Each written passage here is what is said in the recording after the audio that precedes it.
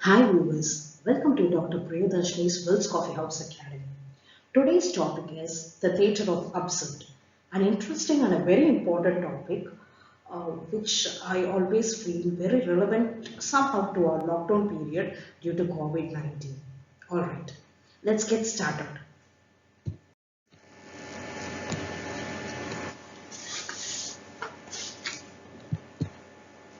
The theatre of absurd is a phrase taken from Albert Camus' essay, The Myth of Sisyphus, which was published in the year 1942, in which Camus defined absurd as the tension which emerges from man's determination to discover purpose and order in the world which refuses to provide evidence.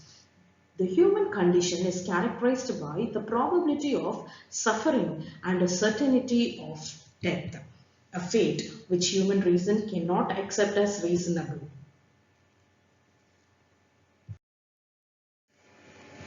The absurd comes with the realization that the world is not rational.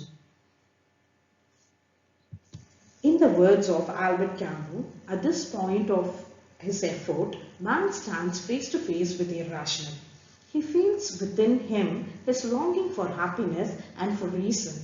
The absurd is born of this confrontation between the human need and the unreasonable silence of the world. So this was taken from Myth of Sisyphus. Now, why has Camus named his essay The Myth of Sisyphus? Who is Sisyphus? I'm sure. On knowing the myth of Sisyphus, one can easily understand the definition of absurdity.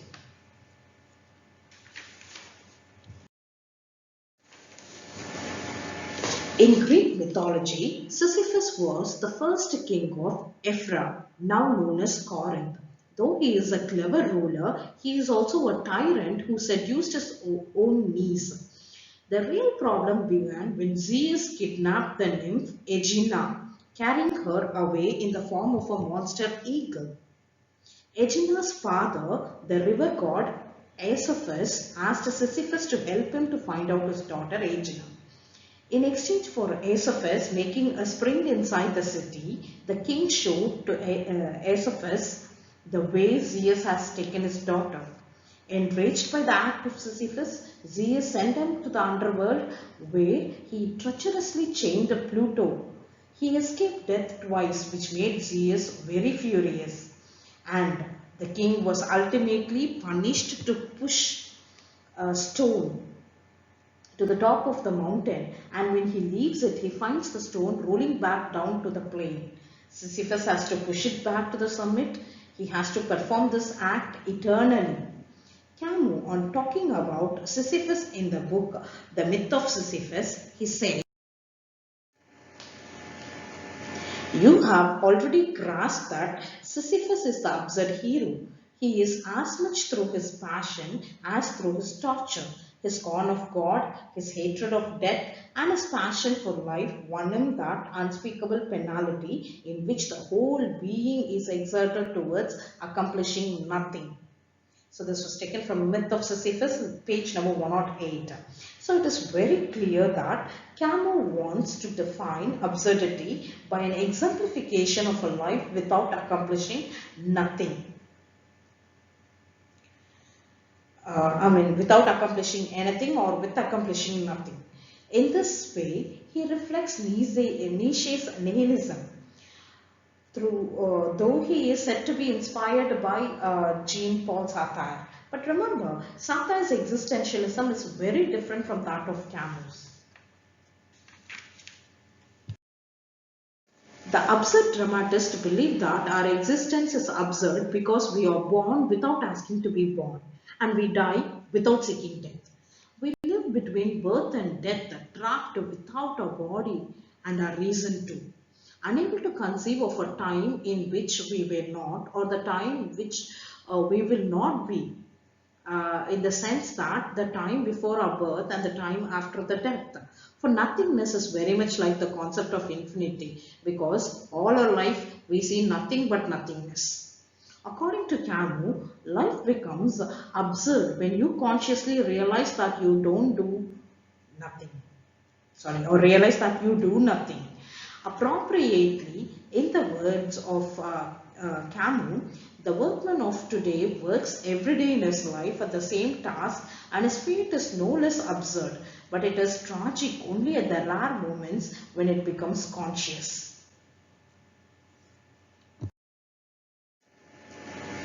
The term absurd was coined by Martin Esslin. This is very important as a term. It was coined by Martin Esslin. The drama of absurd arises from disillusionment and loss of certitude. Certitude, certainty. It faces a universe that has lost its meaning and purpose. Absurd drama were popular during 1950s in the post-war traumatic condition. It is a kind of reaction to the horrors of world wars. The death of the popular absurd playwright Samuel Beckett in the year 1989 marked the end of the theatre of absurd.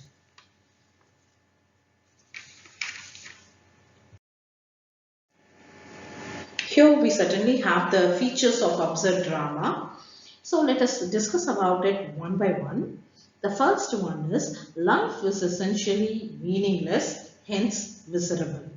As I told you, we are born without asking to be born, and we die without seeking our death. So life is of course meaningless. So leading a meaningless life is miserable. So logically it's true. The second point is there is no hope because of the inevitable futility of man's effort. Remember Sisyphus' vain effort in pushing the stone to the summit? Yes, so man's effort is meaningless once again. The third point is reality is unbearable unless relieved by dreams and illusion. That is why Albert Camus said absurd is tragic only when it becomes conscious. You can live doing nothing unconsciously. You may appear irresponsible to others, but you don't at least look absurd to yourself. Imagine you put all your effort, but you achieve nothing, then that is absurdity. So, on knowing all these absurdity, now tell me, how can one bear the reality? So, reality is unbearable. Only if you get into your dreams, you can at least survive. So, that is the concept given there. Now, the fourth point is man is fascinated by death, which permanently replaces dreams and illusion. Yes, instead of leading a meaningless life, you can rather die. So, man is always fascinated with death. There is no action or plot in the play. Very little happens because nothing meaningful can happen. The sixth point is final situation is absurd or comic. The seventh point is absurd drama is not purposeful and specific as it solves no problem. So you should not expect a proper climax and denouement from absurd drama as you seek it from any other drama. It is like an abstract painting which is supposed not to convey any meaning. The next point is this type of absurd drama seeks to explore the spiritual loneliness, complete isolation and anxiety of people who are social failures and social outcasts. And the final point is action and speech are reduced to a minimum. So what will you talk when you have nothing? So action and speech are reduced to minimum. So these are all the features of absurd drama. Now let us get into major absurd dramatists.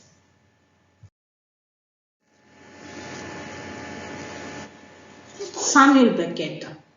Samuel Beckett is an Irish dramatist and novelist who deliberately uses formless language to present meaningless void of experience as is encountered by his character. His masterpiece drama is Waiting for Godot. You have to remember this is very important, which was published in the year 1953 in French. So it was not directly published in English, it was only later it got translated into English in 1956.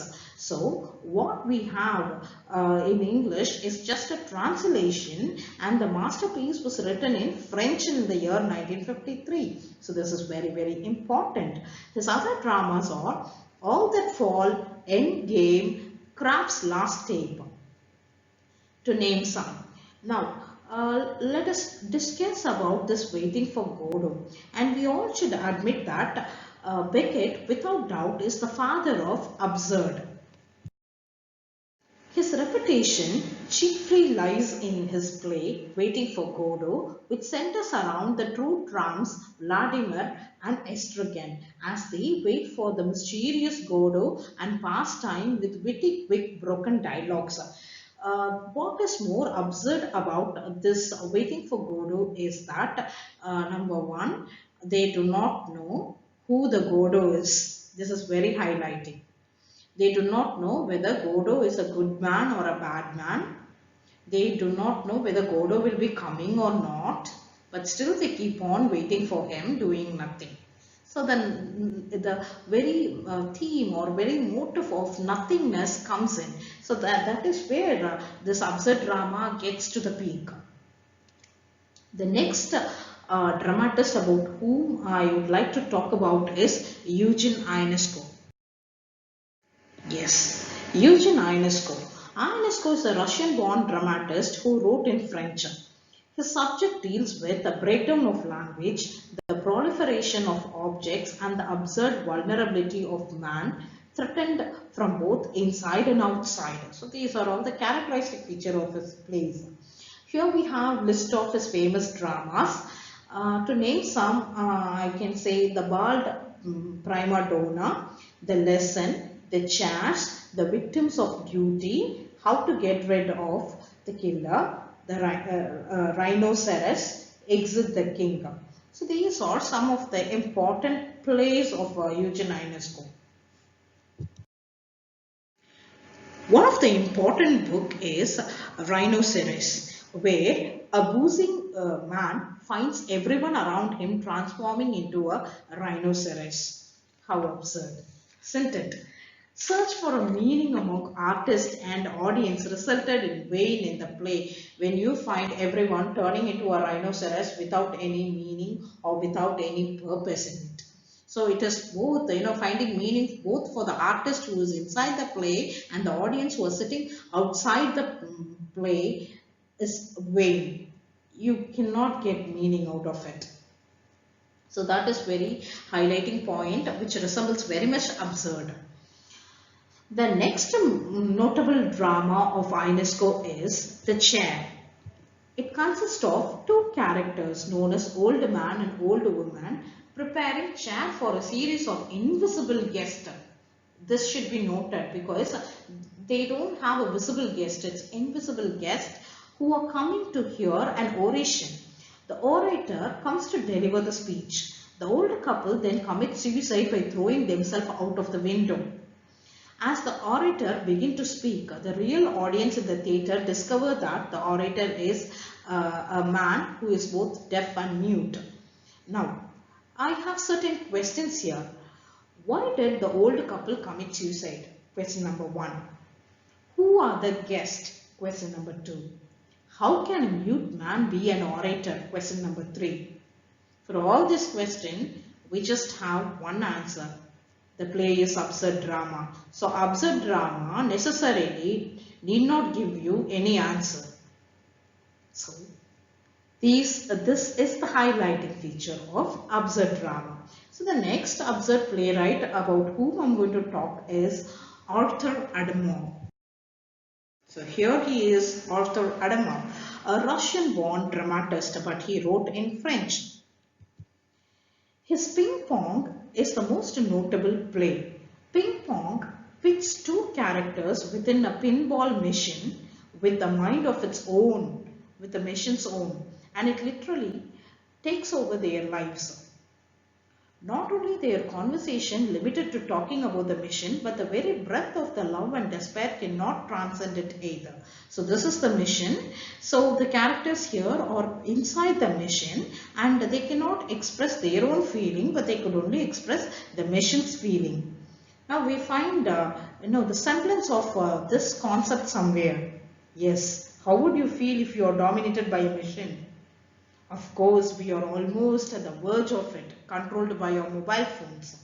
So beware of it, viewers, beware of your mobile phones.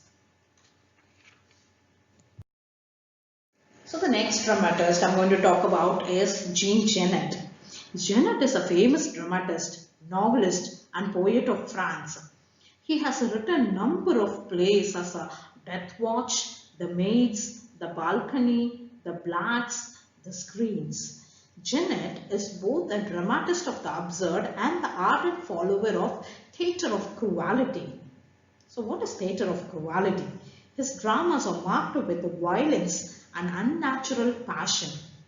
The dramas are very ritualistic in the sense that it not only involves death and a sacrificial victim but celebrates the triumph of evil.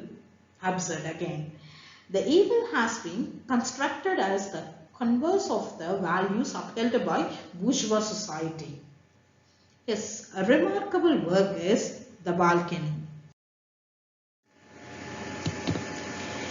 Balcony is a proper exemplification of the type. Genet's Balcony is a Dante-like journey to the depth of power and how such a force destroys certain people. So that is the story behind it. The next playwright is Edward Albee. So Albee is an American playwright and his early one-act plays are brilliant absurdist analysis of contemporary social and psychological tension. Albee's most famous play is Who is Afraid of Virginia Woolf, and it is the story of mutual destruction and reconciliation of a history professor and his wife.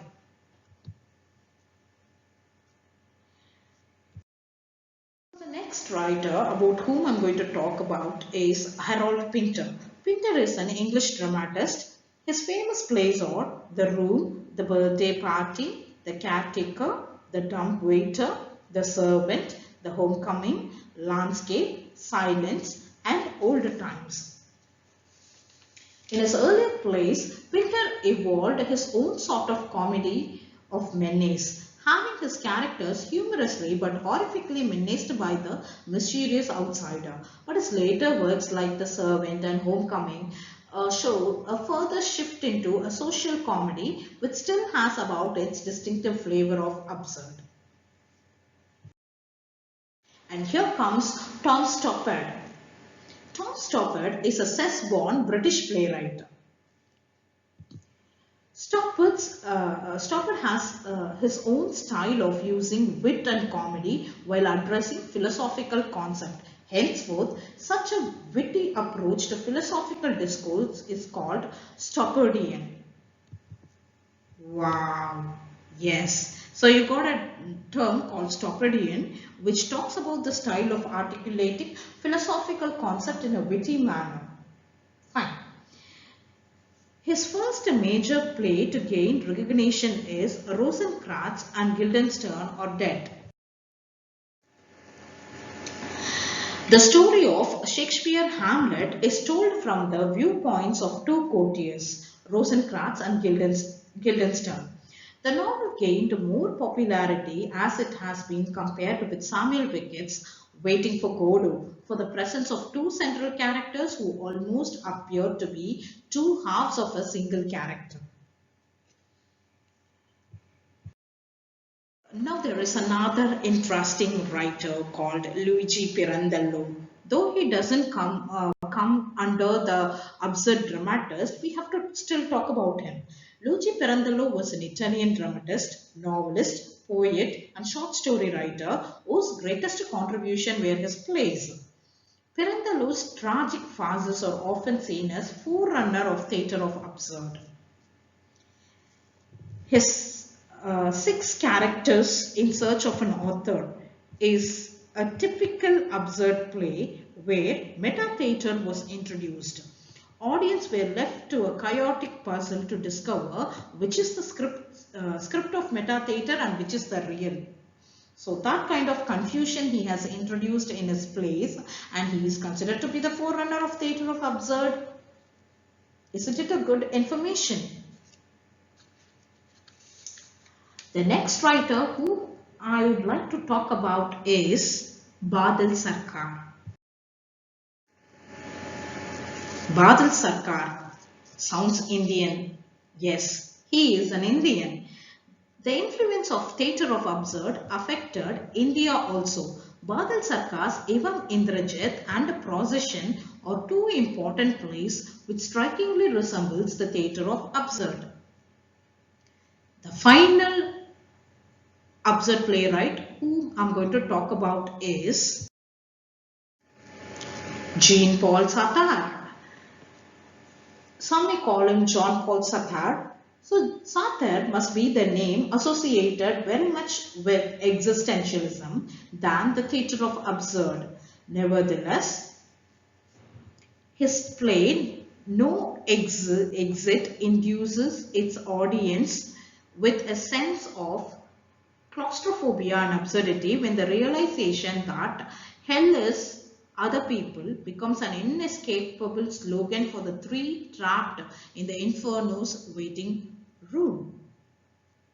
So, with this, we have much discussed about the characteristic feature of absurd plays. We have spoken about the definition and we have also seen certain important points from the book Myth of Sisyphus written by Albert Camus. We have also seen the coinage of the term absurd, and we have also discussed about playwrights and some of the important plays of absurd theatre. So that's all with today's topic.